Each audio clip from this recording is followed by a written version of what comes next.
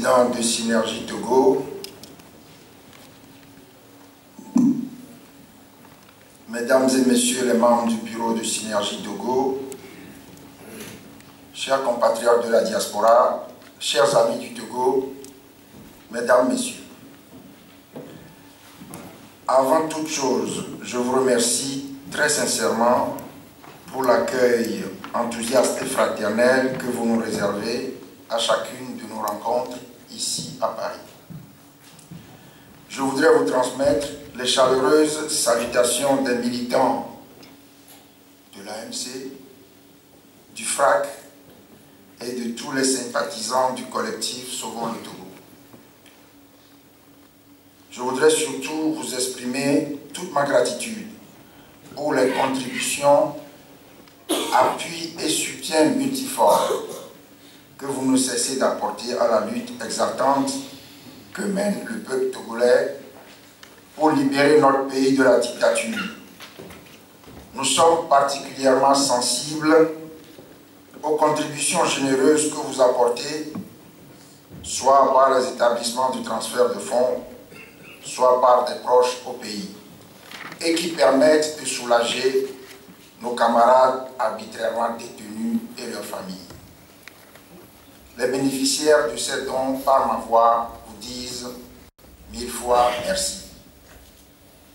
Je voudrais enfin vous transmettre les salutations fraternelles des populations togolaises mobilisées derrière l'AMC, le FRAC, le collectif Sauvons le Togo.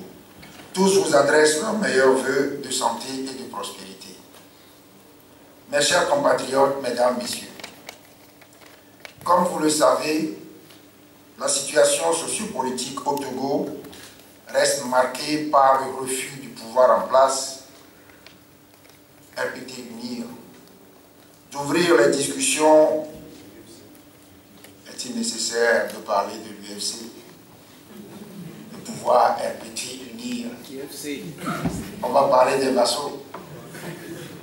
D'ouvrir les discussions tant attendues par les populations togolaises pour permettre la mise en œuvre effective et consensuelle des réformes politiques nécessaires à l'organisation d'élections transparentes, équitables et démocratiques.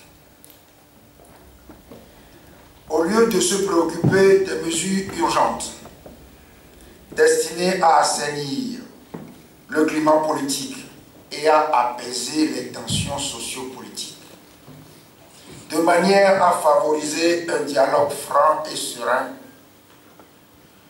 le régime RPT-UNIR, on va ajouter l'UFC, tente avec le soutien de... Ah voilà, donc c'était dans le test.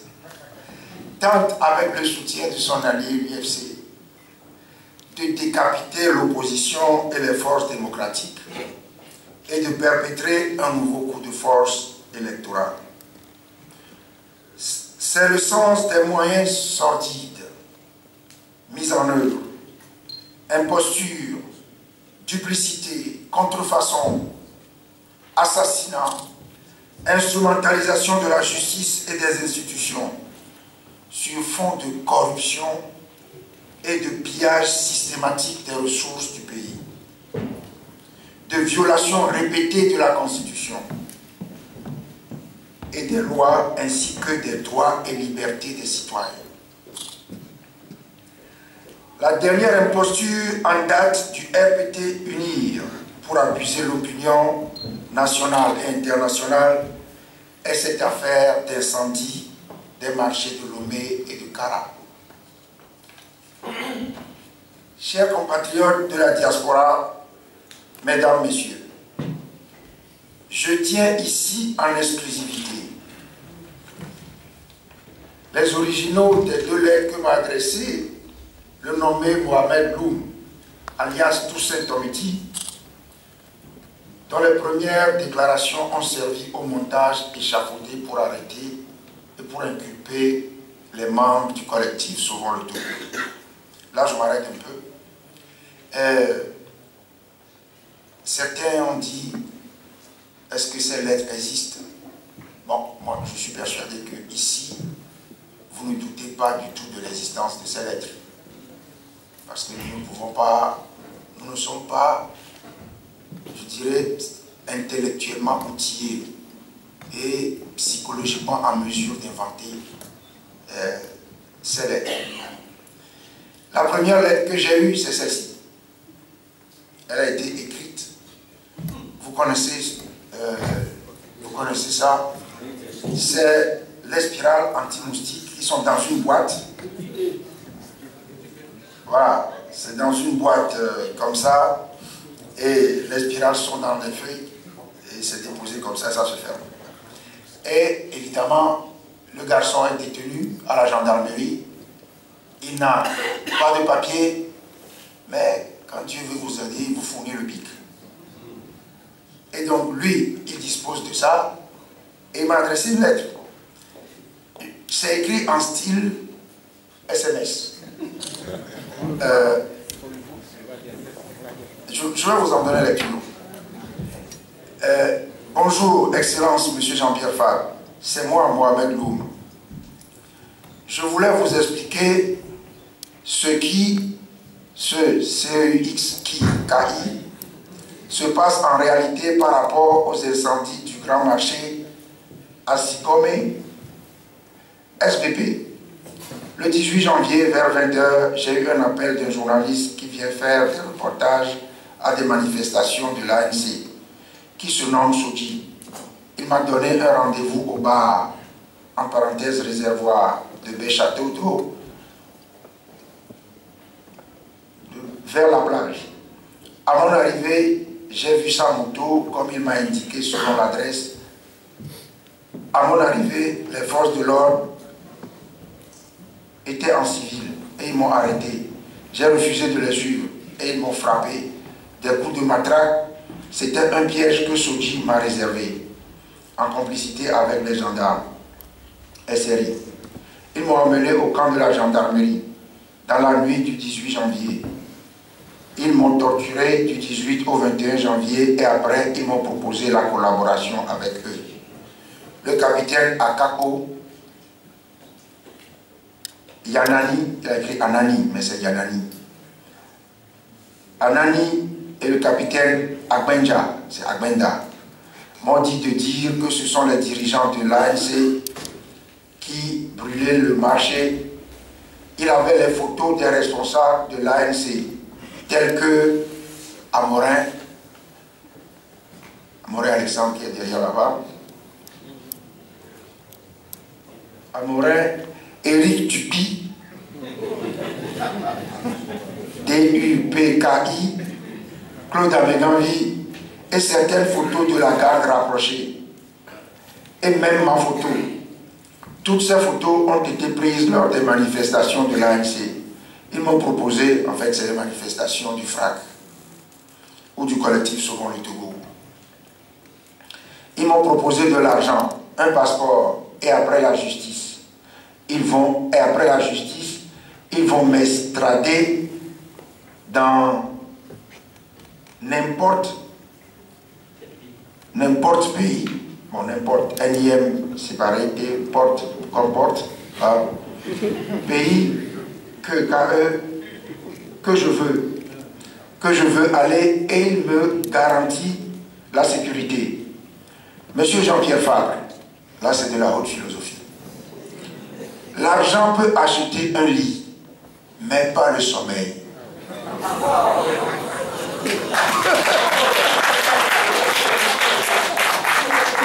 Moi-même, à mon âge, je n'ai jamais entendu ça. Est-ce que je t'ai déjà entendu ça? Je ne sais pas.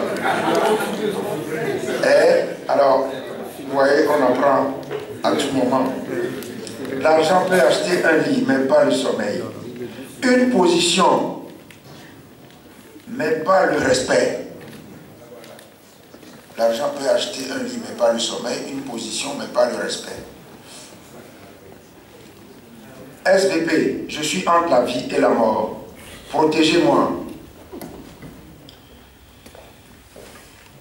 Alors, j'ai reçu ça et je me suis dit, bon, Dieu commence à agir pour ceux qui prient.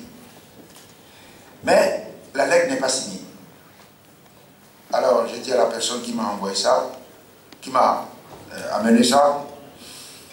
Si, c'était un samedi, si lundi matin, je ne reçois pas une autre lettre signée, je porte plainte contre lui, puisque il a déclaré à la gendarmerie, et à l'audition avec le juge d'instruction et le procureur, auprès du juge d'instruction et du procureur, que parce que nous avons déclaré que nous allons empêcher les élections, c'est nous qui avons brûlé les machines.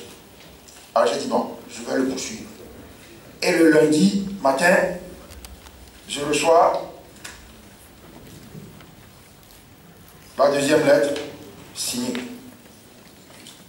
qui dit un peu les mêmes choses que la première signée. On dit la même chose, tout ce qui se passe le 18 janvier, etc. Les deux lettres se complètent, c'est pour ça que j'ai gardé les deux. En vérité, celle-ci, elle est signée, c'est elle qui est valable. Celle-ci n'est pas signée, mais elle est hautement philosophique.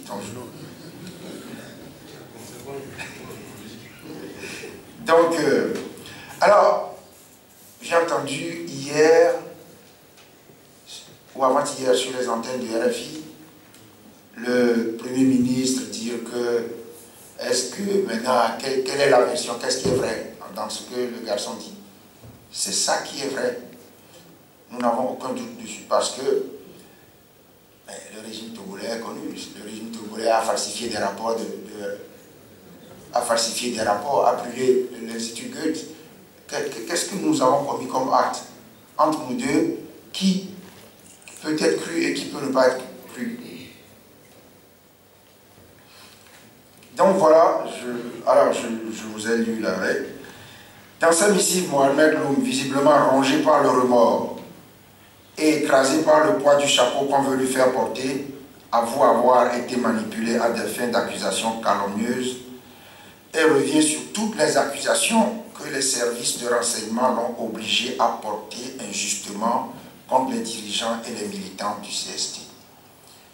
Je me souviens, lors de mon audition, qui a duré 7 heures, par le procureur, par le juge, j'ai dit le procureur parce qu'en vérité, c'est le procureur qui parle, en violation de la procédure. C'est le procureur, il a posé 80% des questions. À tel enseigne qu'à un moment donné, mes avocats ont dit, mais écoutez, la procédure dit que le procureur peut assister, mais on n'a pas dit que le procureur mène l'audition. Il a, alors il s'est levé, il est allé chercher son bouquin le code de procédure pénale, il s'est plongé dans la lecture pendant un moment. Je crois qu'il a constaté qu'il ne verrait jamais l'autorisation donnée au procureur de mener. À un moment, il a fermé son truc, ça a duré 15-20 minutes. Et puis, donc, alors, à un moment donné, il me dit, est-ce que vous ne croyez pas que le courage que M. Mohamed Loum a eu de dire comment les choses se sont passées, ce courage-là vous manque? Alors je le regarde et je lui dis, vous croyez que réciter une leçon, c'est faire preuve de courage? Réciter une leçon pour accuser des gens dont le seul tort est de lutter pour l'instauration de la démocratie et l'état de droit dans leur pays. Réciter une leçon pour les accuser de fautes graves. Parce que vous savez, incendie des marchés, si la peine de mort n'avait pas été abolie au Togo, mais c'est la peine de mort que nous risquons. Là, je dis, et vous dites que ce garçon-là est courageux. Après, il me dit, mais alors, à votre avis, où est-ce qu'il trouve tout ça? Je dis, il récite vos leçons.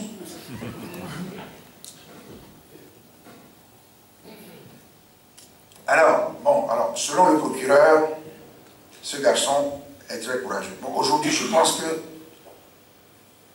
par la grâce de Dieu, il est devenu courageux.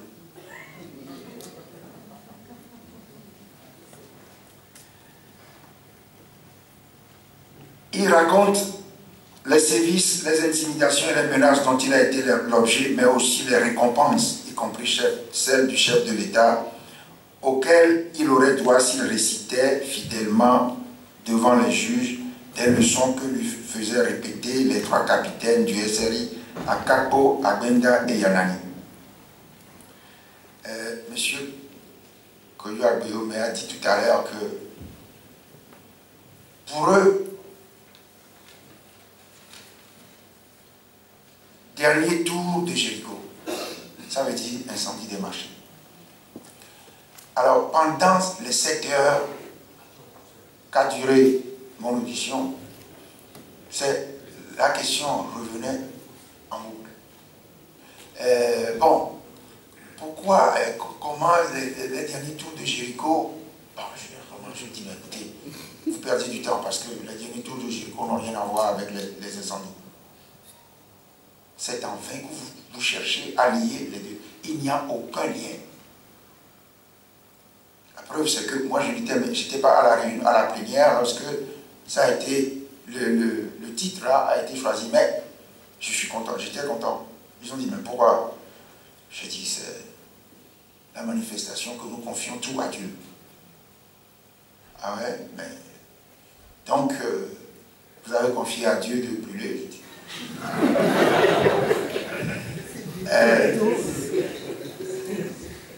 Alors, qu'est-ce que vous savez? Dernier tour, je dis, bon, ma connaissance de la Bible est limitée. Malgré toute ma bonne volonté, je ne lis pas suffisamment la Bible. Mais, je sais que dans la Bible, les trompettes de Jéricho, la foi, on leur a dit de tourner autour de la forteresse et de souffler dans les trompettes, et les murs se sont écroulés. Donc, ce n'est pas nous. Si nous avons dit dernier tour de Jéricho, c'est spirituel. Ah bon, mais je dis oui. Bon, passons à autre chose, parce que les derniers tours de Jéricho n'ont rien à voir avec l'incendie. Et je dis, bon, écoutez, vous insultez notre intelligence.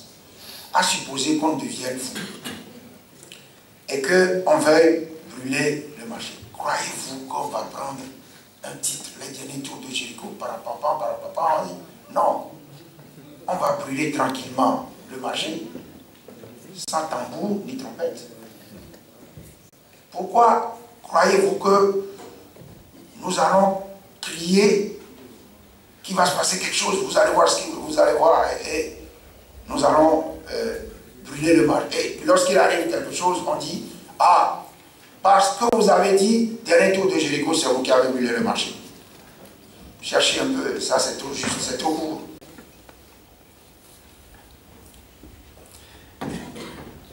Le revirement de Mohamed Loum doit conduire à la levée des inculpations ainsi qu'à la libération immédiate de toutes les personnes encore détenues dans cette affaire d'incendie. Dans un pays normal, avec les nouvelles déclarations de Mohamed Loum, on devrait libérer, annuler les inculpations, libérer les personnes encore détenues. Il est clair aujourd'hui pour tous que ni les dirigeants du collectif Sauvons le Togo, ni les militants ne sont ni de près ni de loin mêlés à cette affaire. Nous réitérons encore ici notre exigence de la mise en place d'une commission d'enquête internationale indépendante pour faire toute la lumière sur ces incendies, en établir les causes réelles, en identifier les vrais auteurs et leurs commanditaires et en situer les responsabilités quant aux défaillances dans le fonctionnement des services de la protection civile. Ça, on n'en parle pas. J'ai eu des gens qui m'ont dit, à 23h30, nous étions sur les lieux. Il y avait un petit foyer au deuxième étage et un petit foyer au rez-de-chaussée. Si on avait réellement voulu éteindre l'incendie, en un rien du temps, on aurait éteint l'incendie. Et aujourd'hui, il est clair que les services de la protection civile, notamment les pompiers, ont été d'une défaillance inqualifiable. Dans un pays normal, ils seraient déjà les premiers arrêtés au moment où l'enquête doit commencer. Ce sont ces gens-là. Personne n'en parle. D'autant que la présidente de l'EPAM, la directrice, je ne sais pas comment on l'appelle, la directrice de l'OPAM, 3 heures avant le drame, était sur la télé, au journal de 20 heures, et se pavanait en disant que toutes les dispositions ont été prises pour éviter la réédition de ce qui s'est passé à Kara, au journal de 20 heures. Et à 23 heures, alors on ne l'interroge pas sur la manière dont le dispositif mis en place pour éviter cela a été contourné. Quel est le dispositif mis en place et comment les pyromanes ont pu contourner le dispositif?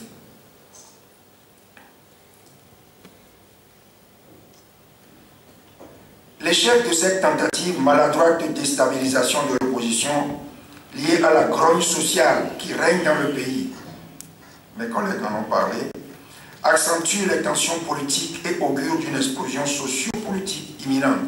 Si le gouvernement s'entête à poursuivre l'organisation unilatérale des élections, sans aucun égard pour les préoccupations des populations, ainsi que pour les revendications légitimes des travailleurs, des élèves et des étudiants. Au total, la situation actuelle rend plus que jamais incontournable, avant tout scrutin autour, la tenue d'un dialogue politique structuré et transparent pour l'adoption et la mise en œuvre consensuelle des réformes institutionnelles et constitutionnelles nécessaires à des élections équitables, transparentes et démocratiques. Car il ne fait plus aucun doute aujourd'hui que les populations togolaises, massivement mobilisées et vigilantes, sont résolues à empêcher toute nouvelle mascarade électorale dans notre pays.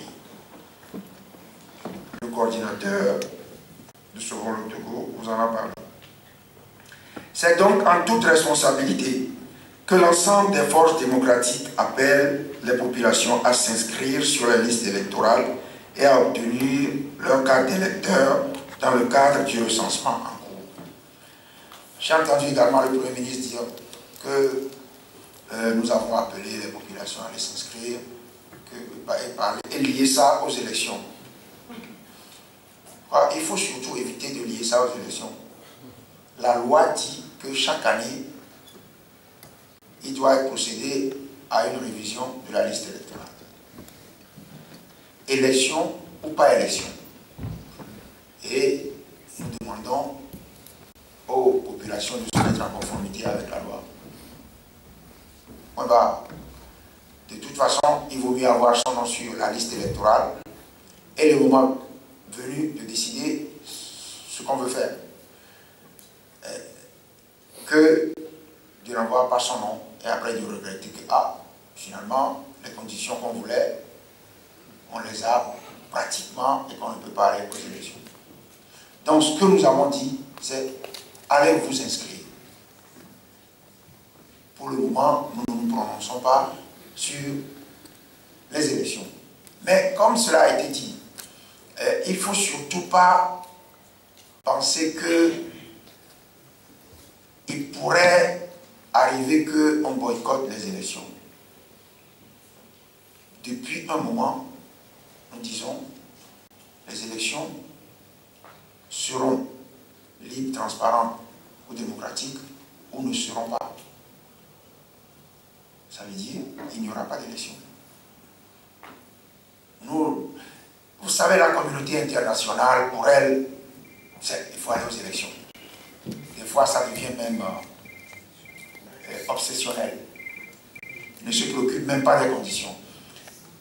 Peut-être qu'il nous revient à nous de dire le problème des conditions, c'est nous que ça concerne. La communauté internationale, bon, j'entends dire qu'il faut des élections au Mali. Je ne sais pas à quoi ça correspond. Alors, pour le moment, il y a la guerre. Des fois, on se demande pourquoi ces choses-là sont dites. Je ne sais pas ce que pensent les Maliens quand ils entendent ça, mais je les entends dire il y aura les élections en juillet. Vous verrez bien que dans quelques semaines, ils vous diront qu'on ne pourrait pas faire ces élections. Parce que des fois, c'est lié à certains décaissements de financement.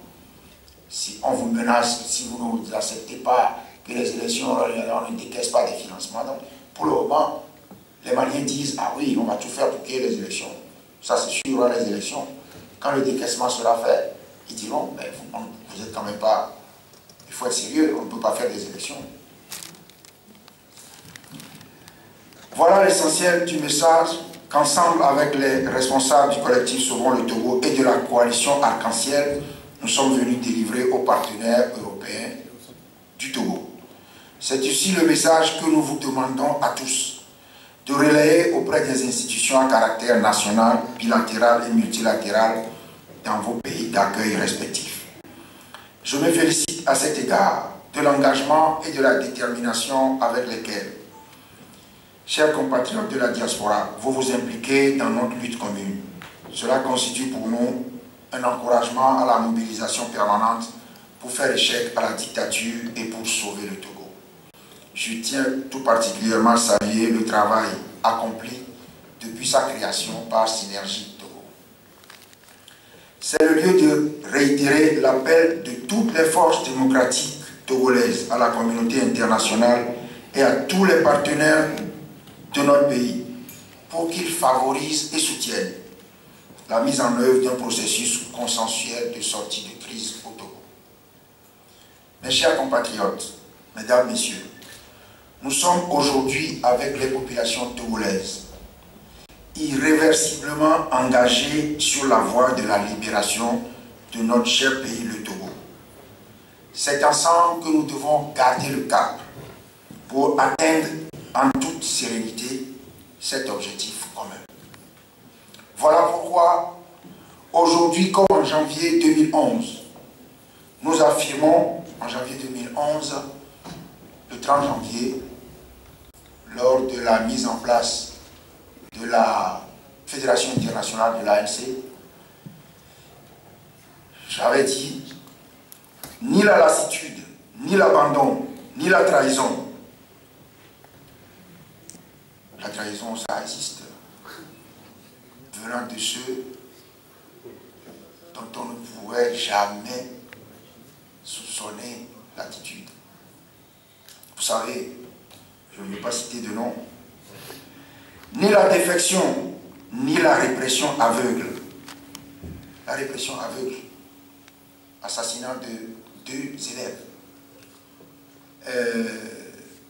Vous savez, depuis le 12 juin 2012, nous avons eu 3 personnes qui ont chacune un œil crevé. 3 personnes. Vous avez appris ce qui est arrivé à notre collègue M. Young-Love et Dubois-Henri, a tiré une grenade lacrymogène sur son visage. Et vous savez, toutes nos manifestations sont réprimées avec la même sauvagerie. Nous oublions souvent, si je vous pose la question, le 5 avril 91. 5 avril 91. Qu'est-ce qui s'est passé? Non. Deux lycéens. Non, pas lycéens. 2 élèves de l'école primaire publique de Niconapoé qui étaient sortis parce que c'était à l'époque climat insurrectionnel à Lomé. Ils étaient sortis, qu'est-ce qu'ils faisaient? Ils avaient cherché des bâtons, des trucs pour taper sur la statue, la grande statue de Yalema.